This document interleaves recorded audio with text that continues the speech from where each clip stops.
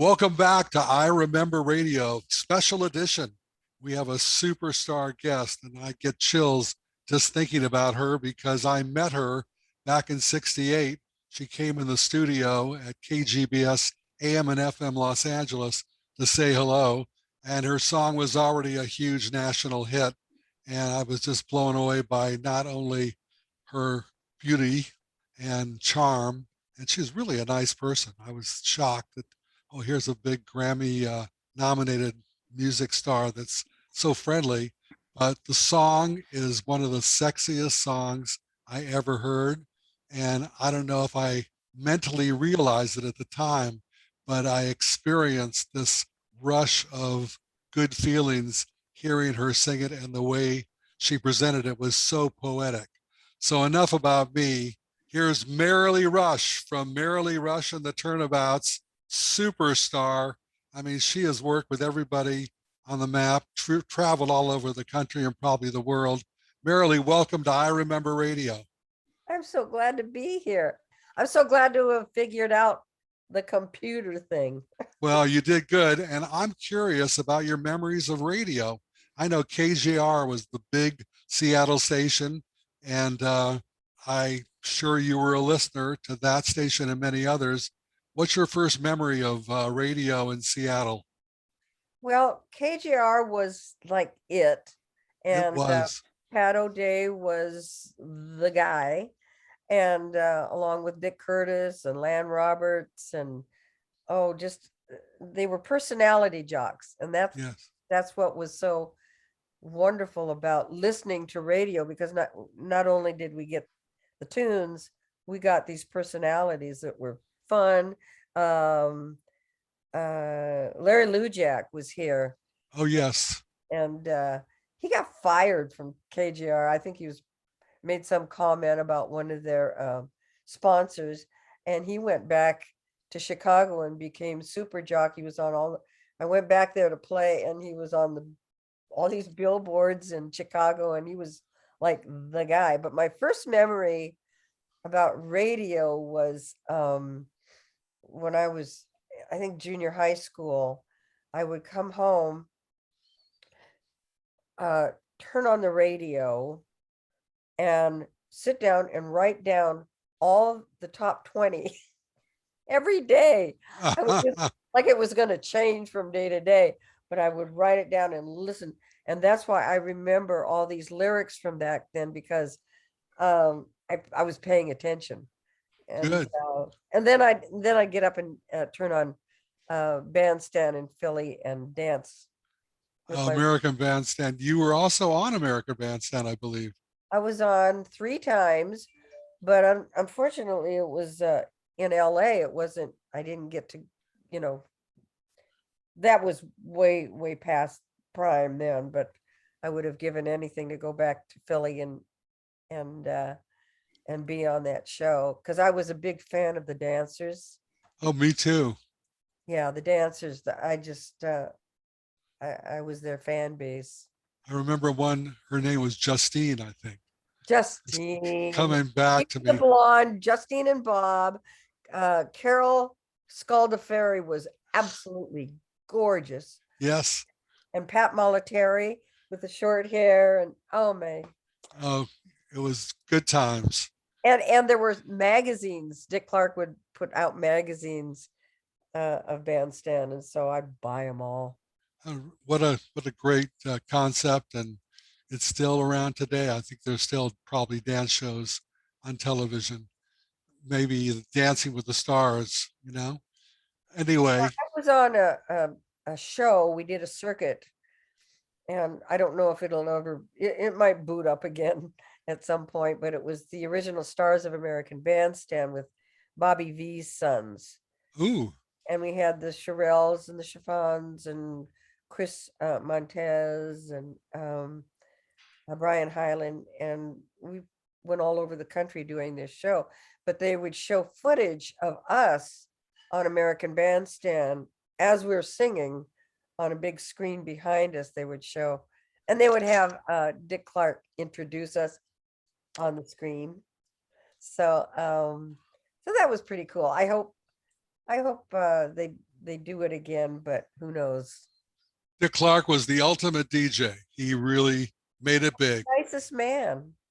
Very nice guy. He was so nice. In fact, his announcer, Charlie O'Donnell, was the one that, through a record promoter, got me the job at KGBS in Los Angeles. And I had left San Bernardino, Riverside, Inland Empire, they call it, market, where I had your song as my personal pick that week. Angel of Oh, the Morning was destined for top of the charts. So it oh, was, thank you. I must have played it 1,000 times at least. I Thank love that song. Just oh, had that, whatever that it thing is. But let's talk a little more about your career, because you had such a varied style. You started with, I believe, R&B, and then you did some psychedelic stuff. Reach Out, the Four Top song, and I listen to that, I get goosebumps. It's really great. Um, and the magic with Angel of the Morning was sort of a by chance thing with Paul Revere and the Raiders, Mark Lindsay. Could you tell that story about how you met Chip, the producer or the writer? There's two Chips, right? One was the writer and one was the producer. right, right. But I was on a tour with Paul and the guys in the Deep South, and they ended the tour and went to Memphis because they were recording their Going to Memphis album. So I just had tagged along and was there. And so Chip's Moment asked if I would, just record something for him. And he liked my voice because it was different. That's And right. so a month later, I went back and a fellow named Jerry Williams had this demo. It was a demo of Chip Taylor doing his song, and it was a horrible demo. But back then, you didn't get the big production demos, which made it possible for, as you're hearing the song and reading the lyric, you're forming your opinion of how this song goes down. Really, Now you're presented with these all finished. It's not a good thing. It's just not a good thing. it's a It's better process. to hear the song with just a voice and instrument. There you cut through everything right to the core of the song. And I thought, well, it's got a Louie Louie progression, and the lyric is revolutionary for its time. Revolutionary. Yes, it was. Yeah. It was mind blowing. It was really about the sexual revolution, basically. Yeah. Yeah. It was, in fact, I met a couple gals years and years later who said when they were in high school, they wanted to do that song in their talent show, and they were barred from doing the song. Oh my God. I didn't think anything of it, I Either was, did I. When I played it, I know like I told you, I didn't have a clue. I just loved the song and I thought it was really sweet. Just touch my cheek before you go. Oh my God. It was just a great lover's song. It was more than just sexy. It was about, tell me what it was about. It was about you being in love with somebody. well, no, it really wasn't about, it was about a one night stand. Okay. And just touch my cheek before you leave me. Uh, it's okay to go. It's okay to just get up and leave. Um, maybe the sun's light will be dim, but it's it's a beautiful way of expressing what it is. And really I thought, if people hear this lyric, they're going to want to hear it again because it speaks to uh, a liberation. It does. And it's poetry. It's It is. pure poetry. He did such a beautiful job. And the song had been recorded by his protege, Evie Sands. And she was with, oh, I can't remember the name of the label. It was a good sized label, but they went out of business right then. So there was no going forward with that record. And so we decided to cut it. And for some reason I was in a car riding somewhere, maybe go to get burgers or something. And we heard the song on the radio by a guy named Danny Michaels. A guy recorded that song and it was on the air. And I said, no, we got to go forward with this. This is not a guy's song. No, no. Speaking of that, do you remember the first time you heard your rendition on the air? Was it KJR or was it my station in Los Angeles? Where were you the I was first in time you heard it? Seattle, and we took the record to Pat, and we had written and released a lot of records locally. But I don't think Pat really, he was more into surfer stuff for a Yeah. long time. And when I was in an R&B band in Seattle, we didn't listen to KJR because we were R&B, and R&B was huge here. So we had an FM radio station, a black station that played all the songs that we did. And but they kept going off the air because they kept asking for funding because their tower kept going down. And I mean, it was funky, but the music was so great. And at the same time, the Beach Boys were big in the white world, but all the bands here were R&B bands at that time. So Pat, but this is later, 1968, took the record to him and he goes, "You brought me a hit. Ooh, Go down, get in your car and turn the radio on." And that's how I heard it. that must have been a thrill. Yeah. And Dick Curtis was also a great disc jockey, wonderful man. And they both passed away in the last year and a half, like 1 year away from each other. But Pat, we had a Zoom celebration for Pat. And Pat was there telling his stories. He was on an oxygen tank. He was a chain smoker, horrible smoker. Oh, no. Yeah, but he was there telling his stories and the voice was still there. And that was on a Tuesday. The following Tuesday, he passed away. Wow. You're So we very got lucky that to. in just in time. That's why we're doing these shows, the series of I Remember Radio, before everybody goes. And we're catching a lot of great disc jockeys. And this is really special to talk to you because you're sort of about what we did, was play the music and personality, and the pleasure of getting to know you just for those few minutes you came upstairs to the studio in Los Angeles.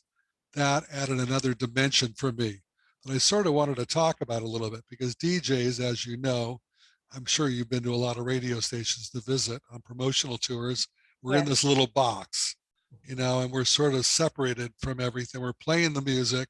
We know there's usually a big city out there, and hopefully a lot of people are listening. But how does it feel from the other side being the performer that is being played on these radio stations? And I really got that feeling from you. I think all the years I was on the air, which was a long time, I don't think I ever met a really top personality in the studio. You sort of just walked in and you have quite a presence, as you know.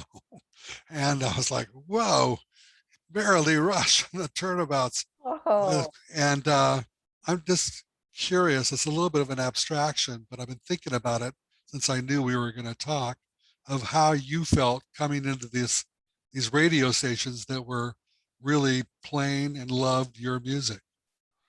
well, the feeling that was out there, going through that was very surreal. It wasn't like I was attached to what was going on. I mean, everybody would go, okay, this week your number, so, but but standing away from it, I didn't, and I saw somebody else who went through the same thing, how unreal it is. Yes. It's not, it's not real because you're so, it's like you're observing it. It's surreal. Yes, you're observing it, but you're not a part of it. You're just watching it go on. And that was the feeling, because I was a working artist. I've worked all my life on stage, and ultimately the recording industry, um, there were things that happened that I had no control over, and I just felt kind of helpless. So when it was all over and done, I went, well, the thing I have control over is my working on stage. I have control of that. And that's my happy place, on stage. So the recording world was, there was some ugliness. A lot of structure. It had nothing to do with the radio stations. The radio stations were great. I mean, I I, I would, if I wasn't a woman, I wanted to be a DJ. You should have been. I just loved the music and presenting the music to people. And I always like to, performing live, I always like to do stuff that nobody else was doing, because there's great music out there that you never hear. That's right. So I would explore, album cuts and just try to bring something more to the table than, being a live jukebox. Well, I know you love doing the dance shows, locally, the teen dance shows back when you first started. And that must have been really exciting and fun. And then, and that sort of got taken away for some reason. They started doing clubs instead. I'm That wondering what, ended in the late 60s.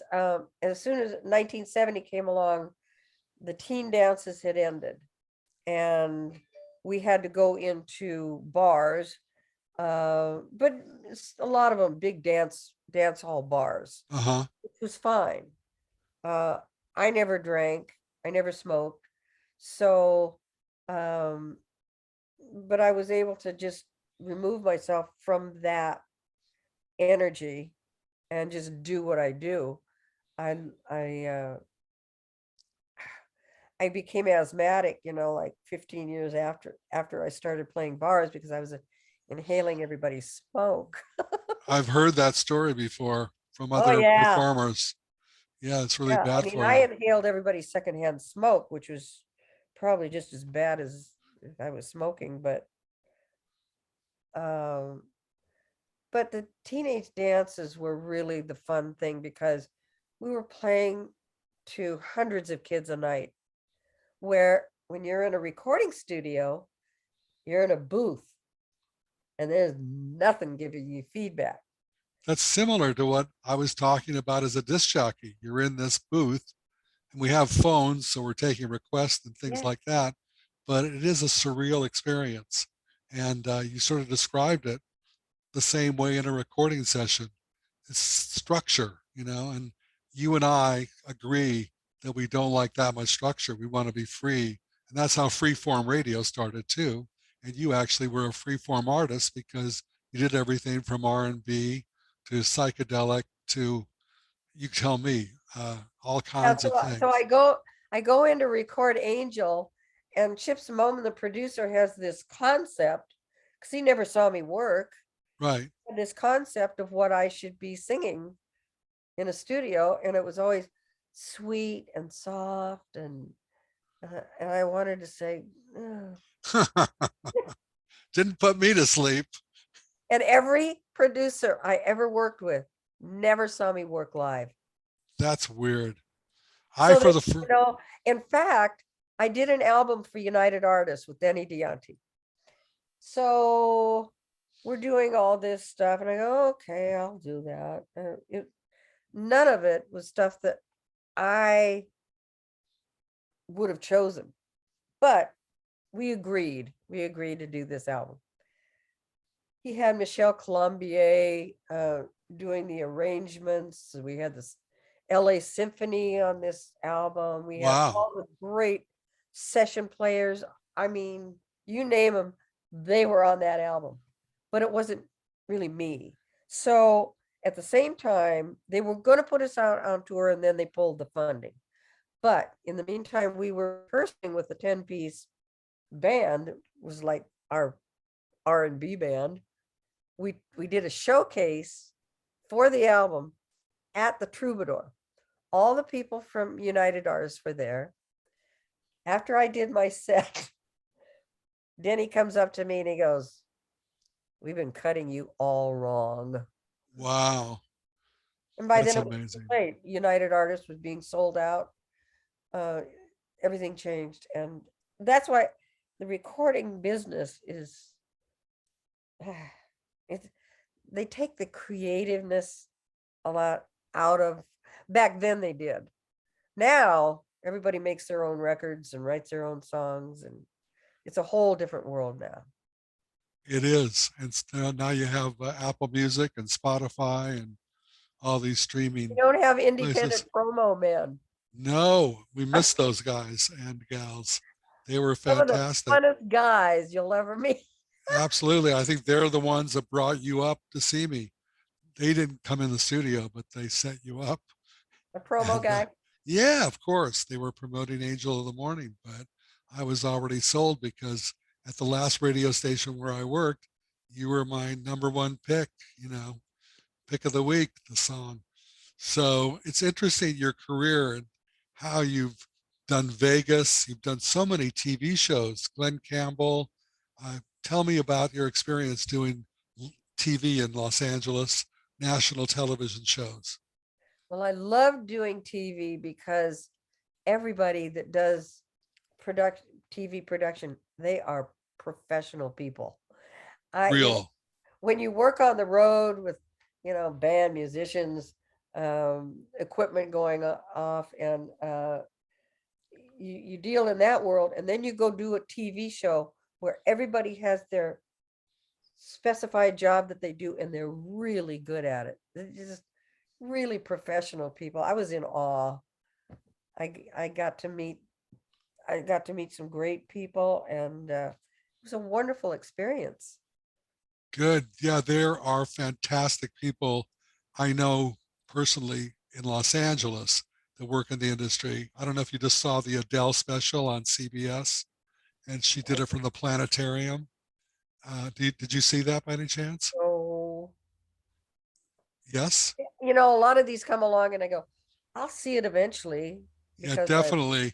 But what the production values and how they did it, how they parked the generators a mile away so you couldn't hear them, and the lighting. And I happened to meet somebody who was involved in the production who's actually got the site, the LA Planetarium, to use for her.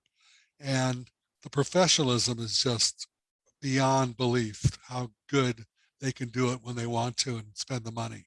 yeah, yeah, that was impressive.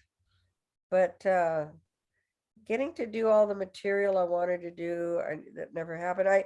But uh, the guys who were the session guys in Memphis at American Studios, Uh-huh. these guys cut hit after hit. I mean, they were the box tops.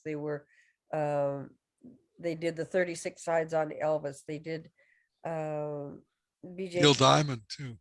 They did Son of a Preacher. I mean, these guys, and you can tell who they are by Reggie Young, the guitar player, played a sitar, electric sitar.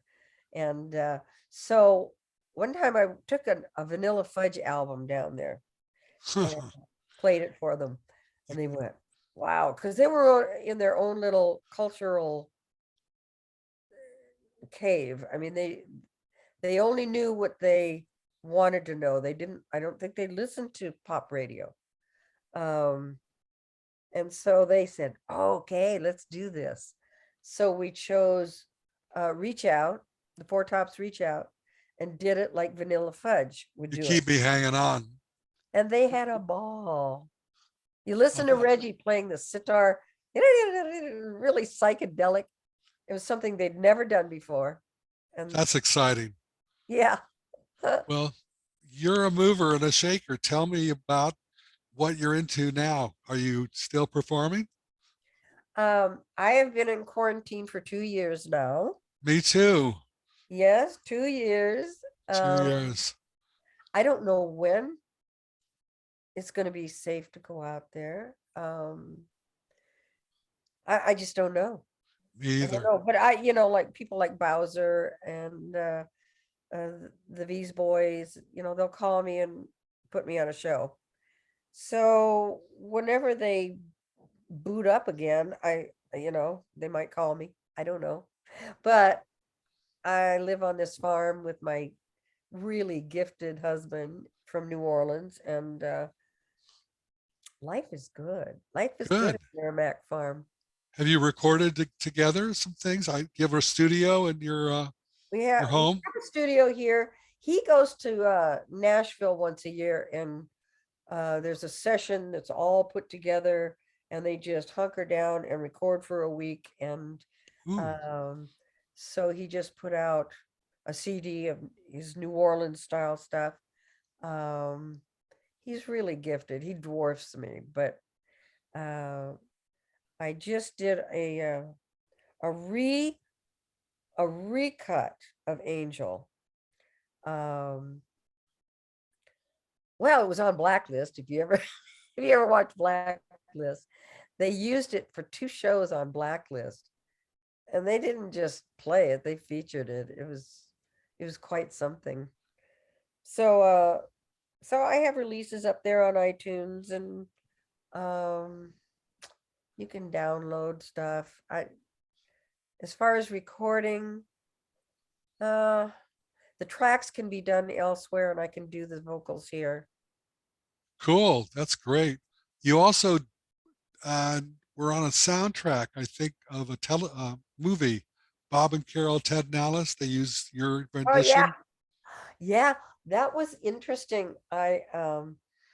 They had they had I think Jackie DeShannon's cut in the movie, but for the soundtrack, uh I cut the track on it, and it was with Quincy Jones, the producer, and I got to record with Quincy Jones in a Whoa, big, giant sound studio with orchestra, and that was intimidating.